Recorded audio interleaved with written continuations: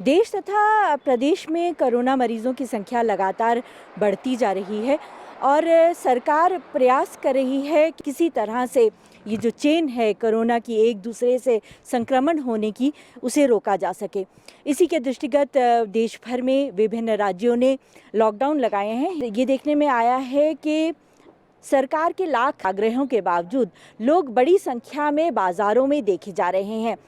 आंकड़े बताते हैं कि पिछले 2 दिनों में हर दिन लगभग 3 लाख रुपए लोगों के चालान करके बटोरे गए हैं।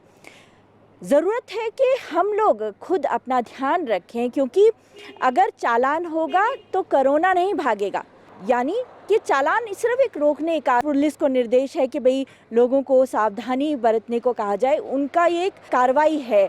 लेकिन आप और हमको मिलकर कोरोना के खिलाफ इस जंग को जीतना है। ये भी देखने में आया है कि जैसे ही कोविड नेगेटिव या कोविड पॉजिटिव की रिपोर्ट सामने आती है, लोग अस्पतालों की ओर रुख कर रहे हैं।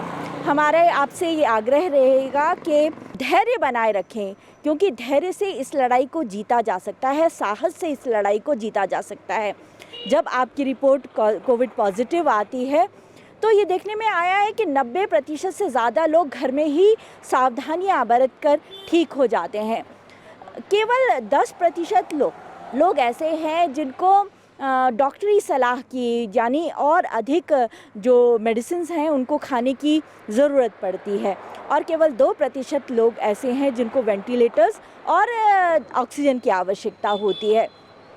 इसके अलावा एक और आग्रह जो सरकार की ओर से मैं करना चाहूँगी वो ये है कि बहुत सारे लोग इन्फ्लुएंशियल जो लोग हैं वो किसी ना किसी तरह से बिस्तर अस्पताल में रिज़र्व करवाने की बात भी कह रहे हैं। यानी वो बिस्तर संभालने की बात कि कल को वो कोरोना पॉजिटिव हो जाएं तो कम से कम उन्हें अस्पताल में एक बिस्तर उपलब्ध हो सके।